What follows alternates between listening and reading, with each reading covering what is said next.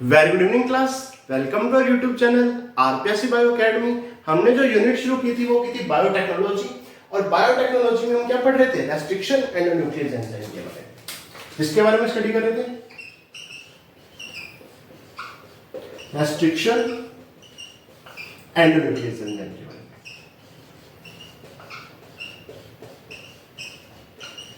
अच्छा, restriction and nucleus enzyme फिर क्या है?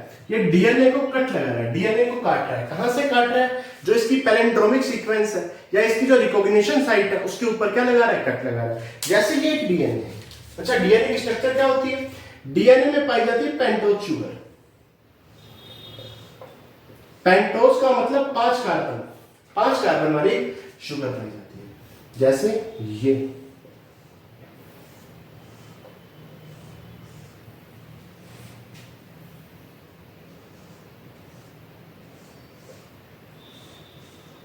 ये आ गई पेंटोज शुगर। पेंटोज शुगर के साथ नाइट्रोजनी बेस जुड़े रहते हैं। जैसे यहां पर एडेनिन जुड़ा है। क्या जुड़ा है? एडेनिन। ठीक है, यहां पर साइटोसिन जुड़ा है। ये डीएनए की स्ट्रक्चर है बेसिकली। यहां पर मान लो ग्वानिन जुड़ा है।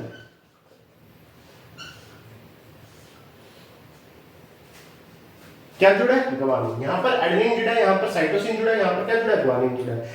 अब एडेनिन किसके साथ जुड़ेगा? थाइमिन के साथ, डबल बॉन्ड के साथ।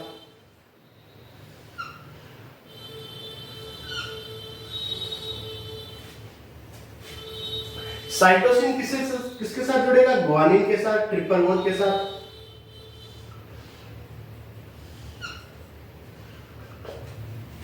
और ग्वानिन किसके साथ जुड़ेगा? साइटोसिन के साथ।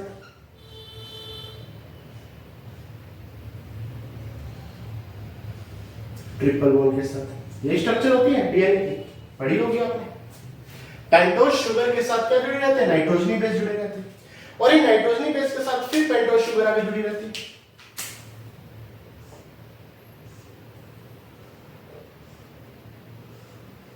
इस तरह से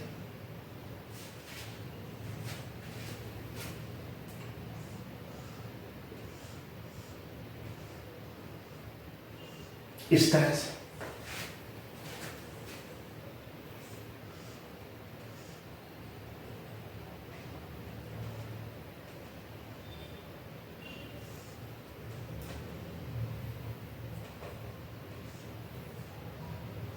इस तरह से ये पेंटोज शुगर आ गई, ये नाइट्रोजनी बेस आ गई। इसके साथ क्या जुड़ा रहता है? फॉस्फेट समूह जुड़ा रहता है। क्या जुड़ा रहता है? फॉस्फेट समूह जुड़ा रहता है। जैसे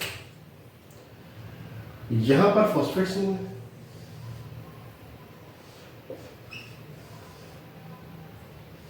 कुछ इस तरह से।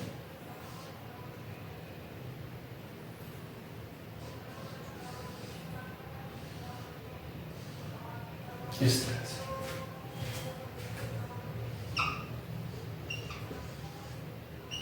इस तरह से इस तरह से क्या जुड़ा रहता है? फॉस्फेट समूह जुड़ा रहता है। अगर ये 5' एंड है तो ये 3' एंड की तरफ जाएंगे अपने। और यदि ये 3' एंड है तो यहां पर नीचे क्या होगा? 5' एंड होगा। ऐसे तो होगा। यही तो डीएनए की स्ट्रक्चर है। पेंटोज शुगर, नाइट्रोजनी बेस और साथ में फॉस्फेट समूह जुड़ा रहेगा। अगर नाइट्रोजनी बेस आपस में जुड़े हैं, देखो यहां पर नाइट्रोजनी बेस डबल बॉन्ड में जुड़े हैं, यहां पर नाइट्रोजनी बेस ट्रिपल बॉन्ड में जुड़े हैं। ये डीएनए की स्ट्रक्चर है। इसे कहते हैं हाइड्रोजन बॉन्ड।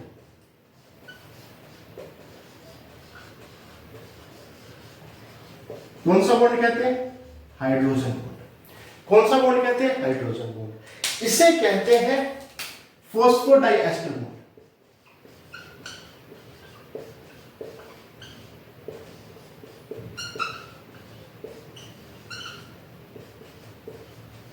कौन सा बॉन्ड? Phosphodiester bond. ये कौन सा बॉन्ड है? Phosphodiester bond. ये कौन सा बॉन्ड है? फॉस्फोडाइएस्टर बॉन्ड है। ठीक है, अगर मैं आगे बात करूं तो यहां पर जो रेस्ट्रिक्शन एंड न्यूक्लियस एंजाइम है वो इस फॉस्फोडाइएस्टर बॉन्ड को ब्रेक करता है। रेस्ट्रिक्शन एंड न्यूक्लियस एंजाइम है वो किसको वो ब्रेक करता है? फॉस्फोडाइएस्टर बॉन्ड को ब्रेक करता है। किसको ब्रेक करता है? फॉस्फोडाइएस्टर बॉन्ड को ब्रेक करता है, जो कि पेंटोज शुगर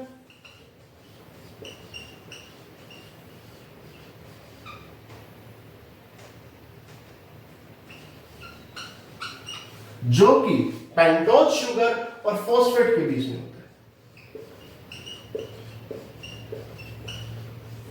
क्या वो पेंटोज शुगर और नाइट्रोजनी बेस के बीच में है? नहीं, वो पेंटोज शुगर और फॉस्फेट के बीच में है। पेंटोज शुगर और फॉस्फेट के बीच में, पेंटोज शुगर और फॉस्फेट के बीच में है। तो रेस्ट्रिक्शन एंडोन्यूक्लियस एंजाइम कौन से बॉन्ड को ब्रेक करता है? फॉस्फोडाइएस्टर बॉन्ड को ब्रेक करता है। अब आगे चलते हैं।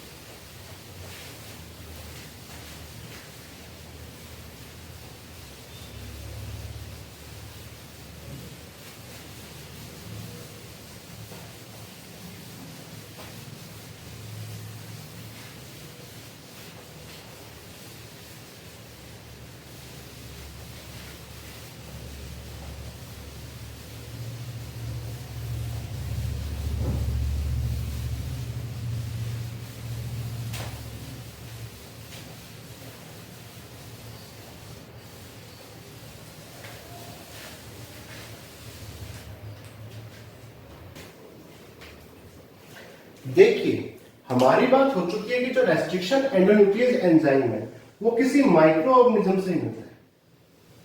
किससे मिलता है? माइक्रो ऑर्गेनिज्म से। मान लीजिए कोई बैक्टीरिया है, इस बैक्टीरिया में ये क्या है? कोई बैक्टीरिया है, और बैक्टीरिया भी माइक्रो ऑर्गेनिज्म है। मान लीजिए यही बैक्टीरिया हमें रेस्ट्रिक्शन एंडोन्यूक्लियस एंजाइम दे रहा है। कौन सा एंजाइम दे रहा है? रेस्ट्रिक्शन एंडोन्यूक्लियस एंजाइम दे रहा है। क्या काम है? डीएनए को कट करना।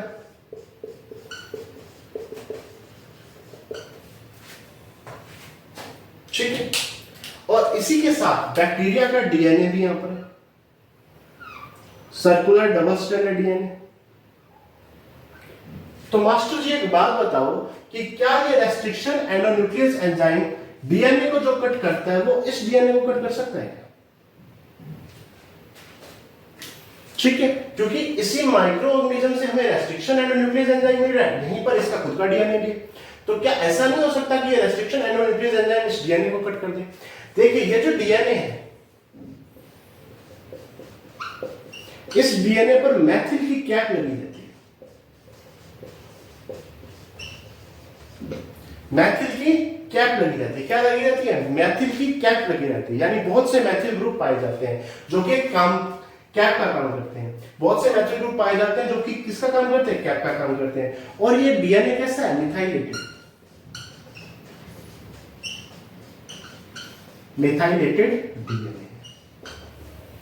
इस डीएनए पर मैथिल की कैप लगी रहती है, यानी बहुत से मैथिल ग्रुप एक कैप का निर्माण करते हैं। इसे मिथाइलेटेड डीएनए कहते हैं।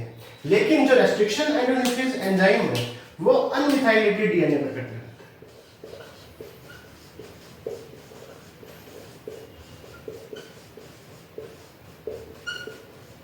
किस पर कट लगाता है? अनमिथाइलेटेड डीएनए पर कट लगाता है। यही कारण है कि जो रेस्ट्रिक्शन एंडोन्यूक्लियस एंजाइम है वो इस डीएनए को कट नहीं लगा सकता।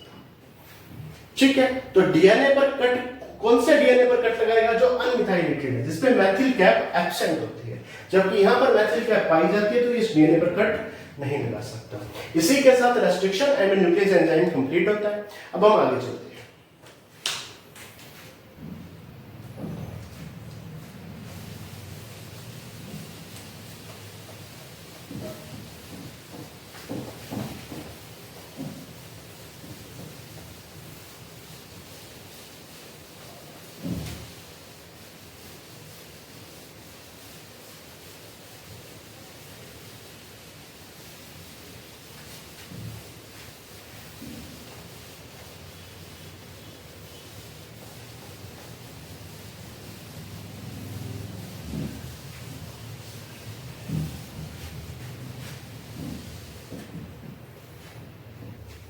देखिए, हम बेसिकली टॉपिक क्या पढ़ रहे थे?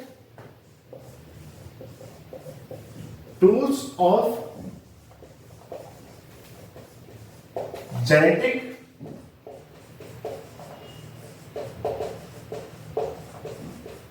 Engineering, tools of genetic engineering. अगर जेनेटिक इंजीनियरिंग के टूल्स की बात की जाए तो सबसे पहले हमने कौन सा पढ़ रहे हैं? एंजाइम्स।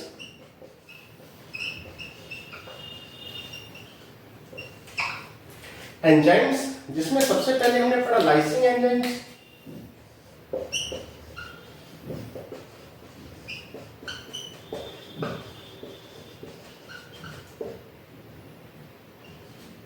Lysing enzymes. नंबर 2 पे पढ़ा क्लेविंग एंजाइम्स। और नंबर 3 पर जिसमें क्लेविंग एंजाइम्स में कौन से पढ़े? एंडोन्यूक्लियस,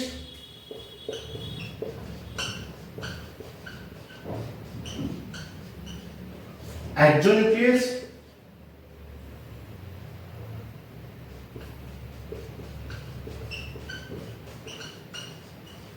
और restriction endonuclease. Restriction endonuclease. Number 3 पर हम पढ़ेंगे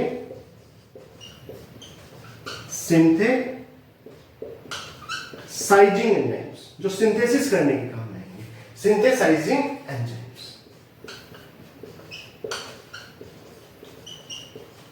देखिए एंजाइम्स में हम क्या पढ़ रहे हैं? सबसे पहले लाइसिंग एंजाइम्स के बारे में पढ़ा था। लाइसिंग एंजाइम्स में हमने बताया था कि लाइसिस होता है, जैसे काइटिन को लाइसिस करने के लिए काइटिनेज, सेलुलोज को लाइसिस करने के लिए सेलुलेज, या हमने क्या पढ़ा था कि बैक्टीरिया को विघटन करने के लिए या बैक्टीरिया को फ्रैक्चर करने के लिए लाइसोजाइम एंजाइम का यूज किया जाता है। तो सबसे पहले हमने लाइसिंग एंजाइम पढ़ा, फिर क्लीविंग एंजाइम पढ़ा जिसमें एंडोन्यूक्लियस, एक्सोन्यूक्लियस और रेस्ट्रिक्शन एंडोन्यूक्लियस के बारे में पढ़ा। अब हम पढ़ेंगे सिंथेसाइजिंग एंजाइम्स के बारे में। ठीक,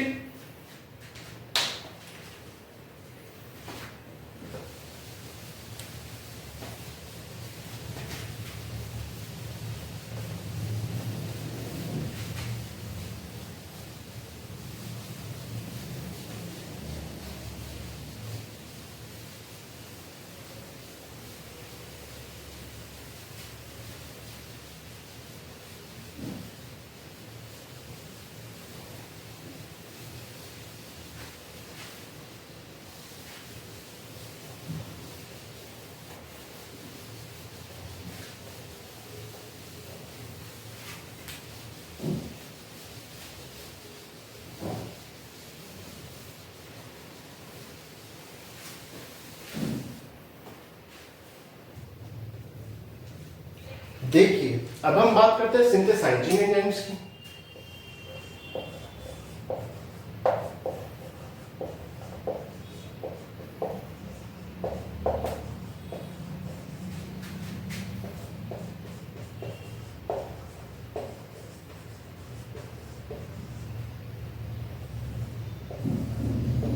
सिंथेसाइजिंग एंजाइम्स क्या करते हैं? देखिए कई बार हमें डिजायर्ड डीएनए नहीं मिल पाता, हमें डिजायर्ड डीएनए का सिंथेसिस करना पड़ता है।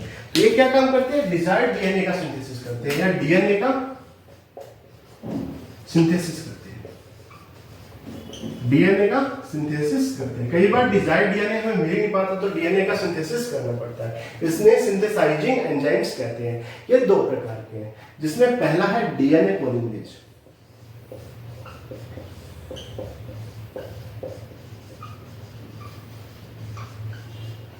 नाम बोलना, डीएनए पॉलीमरेज।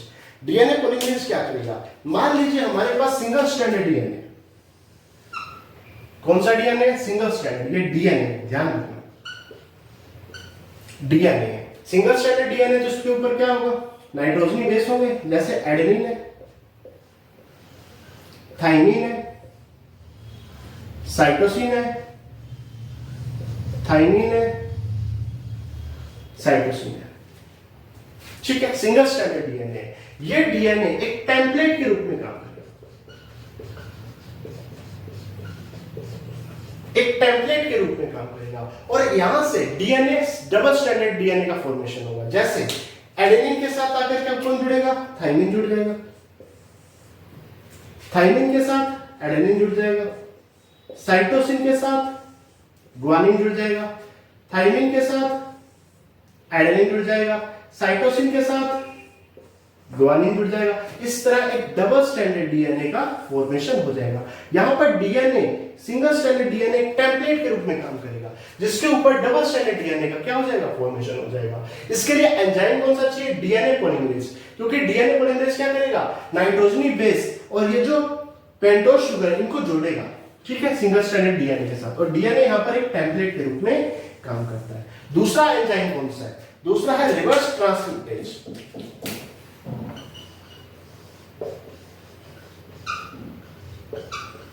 रिवर्स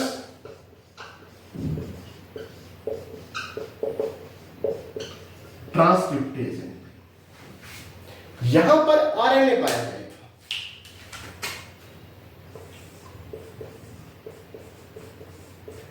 आरएनए पाया जाएगा। आरएनए जैसे एडेनिन हो गया, साइटोसिन हो गया, ग्वानिन हो गया, एडेनिन हो गया, ठीक है। या यहां पर आप यूरेसिल मान लो, क्योंकि थाइमिन की जगह पर क्या पाया जाता है, यूरेसिल पाया जाता है, ठीक है। आरएनए में थाइमिन की जगह पर क्या पाया जाता है, यूरेसिल पाया जाता है। अगर मैं आगे बात करूं तो यहां पर आरएनए से डीएनए बनेगा, क्योंकि यहां पर आरएनए टेम्पलेट के रूप में काम करेगा। आरएनए किसके रूप में काम करेगा, टेम्पलेट के रूप में काम करेगा। और आरएनए से क्या बनेगा, डीएनए बनेगा। हम जानते हैं कि जो आरएनए होता है वो 90% आरएनए कैसा होता है, मतलब 90% लोगों में आरएनए कैसा होता है, सिंगल स्ट्रैंडेड आरएनए होता है। बहुत कम आरएनए ऐसा होगा जो डबल स्ट्रैंडेड होगा। 90% आरएनए कैसा होता है, सिंगल स्ट्रैंडेड आरएनए होता है। यहां पर आरएनए टेम्पलेट के रूप में काम करेगा और डीएनए का फॉर्मेशन कर देगा। जैसे एडेनिन के साथ क्या जुड़ेगा, थाइमिन, साइटोसिन के साथ ग्वानिन, ग्वानिन के साथ साइटोसिन, यूरेसिल यहां से हट जाएगा, यूरेसिल की जगह पे थाइमिन आ जाएगा और थाइमिन यहां पर एडेनिन के साथ जुड़ जाएगा। इस तरह से आरएनए टेम्पलेट के रूप में काम करके डीएनए बना देगा। बन डीएनए रहा, चाहे यहां पर हम जो डिजायर्ड डीएनए बनाना चाहते हैं उसकी जो सीक्वेंस है हम यहां पर रख देंगे, जो डिजायर्ड डीएनए बनाना चाहते हैं, और ये सीक्वेंस एक टेम्पलेट के रूप में काम करेगी। ये सीक्वेंस टेम्पलेट के रूप में काम करेगी। ये सीक्वेंस डीएनए के रूप में भी हो सकती है और आरएनए के रूप में भी हो सकती है, ठीक है। और उससे क्या बनेगा, डीएनए बनेगा, जो डिजायर्ड डीएनए हम बनाना चाहते हैं, ठीक है। देखिए एक प्रोसीजर आपने 12th क्लास में पढ़ा होगा, क्या पढ़ा होगा,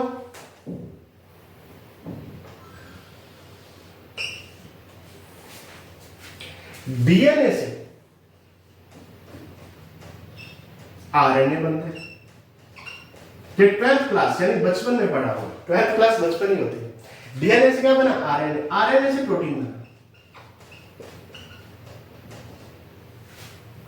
ठीक है। डीएनए से आरएनए बनना ट्रांसक्रिप्शन कहलाता है।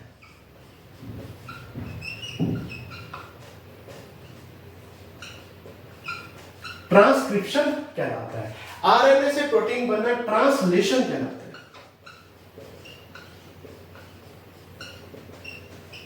ट्रांसलेशन कहलाता है। देखिए यहां पर आरएनए से डीएनए बन रहा है, यहां पर आरएनए से क्या बन रहा है, डीएनए, उल्टा हो रहा है, रिवर्स हो रहा है, और ट्रांसक्रिप्शन का रिवर्स हो रहा है। तो एंजाइम कौन सा है भैया, रिवर्स ट्रांसक्रिप्टेज। ट्रांसक्रिप्शन का रिवर्स हो रहा है। ट्रांसक्रिप्शन में क्या होता है, डीएनए से आरएनए बनता है, यहां पर ट्रांसक्रिप्टेज एंजाइम काम कर रहा है, वो भी रिवर्स, क्योंकि यहां पर आरएनए से डीएनए बन रहा है, आरएनए से क्या बन रहा है, डीएनए बन रहा है। तो एंजाइम का नाम क्या है, रिवर्स ट्रांसक्रिप्टेज, ठीक है। इसीलिए इसका नाम क्या है, रिवर्स ट्रांसक्रिप्टेज, क्योंकि ट्रांसक्रिप्शन का रिवर्स हो रहा है और एंजाइम बन गया रिवर्स ट्रांसक्रिप्टेज एंजाइम। अब आगे अगले एंजाइम्स के बारे में पढ़ते हैं।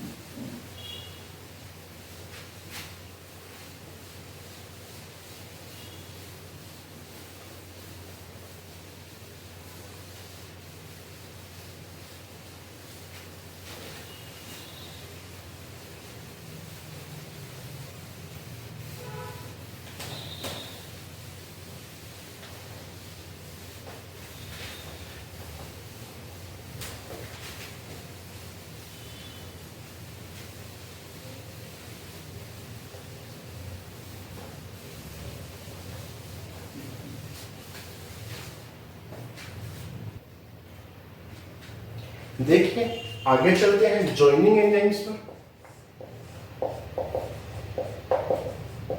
सिंथेसाइजिंग एंजाइम के बाद कौन से एंजाइम्स आएंगे? Joining enzymes.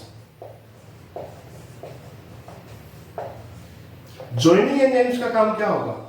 ज्वाइन करना या ज्वाइंट करना। किसको ज्वाइंट करना? डीएनए के अलग अलग सेगमेंट्स को आपस में जोड़ना, यानी डीएनए के सेगमेंट्स को ज्वाइंट करना, जोड़ना।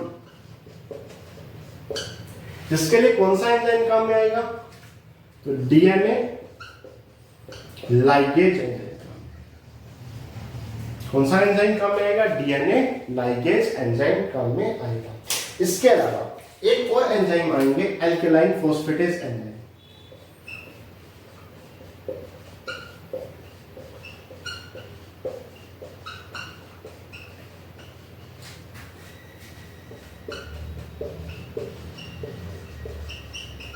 Alkaline फोस्फेटेज enzyme.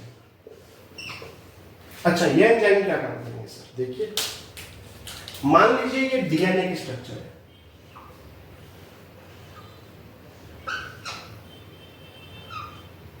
यहां पर फॉस्फेट होगा, यहां पर नाइट्रोजनी बेस होंगे, कोई भी नाइट्रोजनी बेस हो सकता है, वो आगे नाइट्रोजनी बेस के साथ जुड़ेंगे, और यहां पर क्या होगा? फिर पेंटोज शुगर बनेगी। अगर ये 5' एंड है तो ये 3' एंड होगा। अगर ये 5' एंड है तो नीचे भी 3' एंड होगा, और यहां पर क्या होगा? 5' एंड होगा। और यहां पर फॉस्फेट समूह जुड़ी हुई रहेगी, आपको पता ही, हमने बात की हुई है इस तरह से। यहां पर भी फॉस्फेट समूह जुड़ी रहेगी इस तरह से, यहां पर भी क्या होगी? फॉस्फेट समूह। एल्केलाइन फोस्फेटेज एंजाइम क्या करेगा? 5' पर उपस्थित फॉस्फेट समूह को हटा देगा, यानी ये रिमूव करेगा फॉस्फेट को 5' एंड से या 5' एंड से। तो 5' एंड पर जो भी फॉस्फेट होगी वो यहां से हट जाएगी, 5' एंड पर जो भी फॉस्फेट होगी वो रिमूव हो जाएगी। अच्छा, इससे क्या हुआ सर? देखिए, इससे क्या हुआ, जैसे ये बेसिकली जहां सबसे ज्यादा काम में आएगा वो है जो वेक्टर काम में लेंगे, जो वेक्टर काम में लेंगे। वेक्टर कैसा होगा? सर्कुलर डबल स्टैंडर्ड डीएनए का बना। इसी वेक्टर के ऊपर यहां पर फॉरेन डीएनए जुड़ेगा। कौन सा डीएनए जुड़ेगा? फॉरेन डीएनए जुड़ेगा।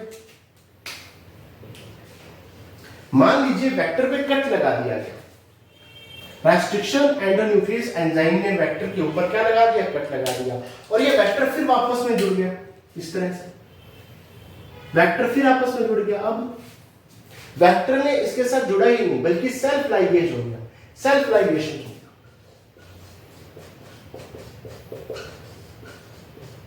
क्या हो गया? सेल्फ लाइगेशन, अपने आप वापस जुड़ गया। तो सेल्फ लाइगेशन को रोकने के लिए हम क्या करेंगे? 5' एंड पर जो फॉस्फेट समूह होगा उसे हटा देंगे। 5' एंड पर जो फॉस्फेट समूह होगा उसे हटा दिया जाएगा। अच्छा, उसे हटाने का काम कौन करेगा? एल्केलाइन फोस्फेटेज एंजाइम करेगा। कौन करेगा? एल्केलाइन फोस्फेटेज एंजाइम करेगा, जो 5' एंड पर फॉस्फेट समूह को हटा देगा, यानी सेल्फ लाइगेशन को रोकेगा कि सेल्फ आपस में वापस में जुड़ जाएगा, सेल्फ लाइगेशन ना हो जाए। जॉइनिंग एंजाइम क्या करेगा? डीएनए सेगमेंट को ज्वाइन करेगा, जैसे डीएनए लाइगेज। ठीक है, अब आगे चलते हैं।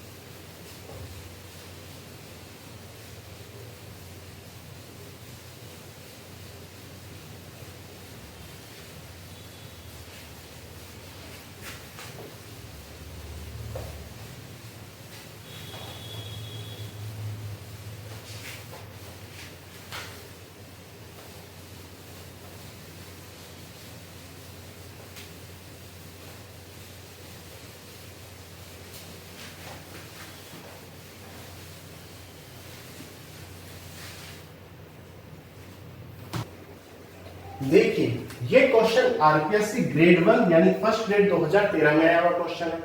The enzyme used to break phosphodiester bond, ऐसा एंजाइम जिसको यूज किया जाता है फॉस्फोडाइएस्टर बॉन्ड को ब्रेक करने के लिए of A DNA molecule at specific site, किस जगह पर? स्पेसिफिक साइट पर। देखो एंडोन्यूक्लियस एंजाइम भी फॉस्फोडाइएस्टर बॉन्ड को ब्रेक करेगा, लेकिन वो स्पेसिफिक साइट पर नहीं, क्योंकि एंडो का मतलब क्या होता है? अंदर की तरफ डीएनए की कट लगाएगा, स्पेसिफिक साइट पर कट नहीं लगाएगा। हमने कौन कौन से पढ़े थे? एंडोन्यूक्लियस, एक्सोन्यूक्लियस और रेस्ट्रिक्शन एंडोन्यूक्लियस। एंडोन्यूक्लियस अंदर की तरफ कट लगाता था और स्पेसिफिक साइट पर कट लगाता था। एंडोन्यूक्लियस अंदर की तरफ कट लगाता था, स्पेसिफिक साइट पर कट नहीं लगाता था। लाइगेज तो जोड़ने का काम करता है, तो एंडोन्यूक्लियस आंसर नहीं होगा क्योंकि स्पेसिफिक साइट पूछा है। लाइगेज आंसर नहीं होगा, तो आंसर क्या होगा? रेस्ट्रिक्शन एंडोन्यूक्लियस, यानी चौथा ऑप्शन आंसर में जाएगा। ये क्वेश्चन ग्रेड 1 2013 में आया हुआ है। Thank you.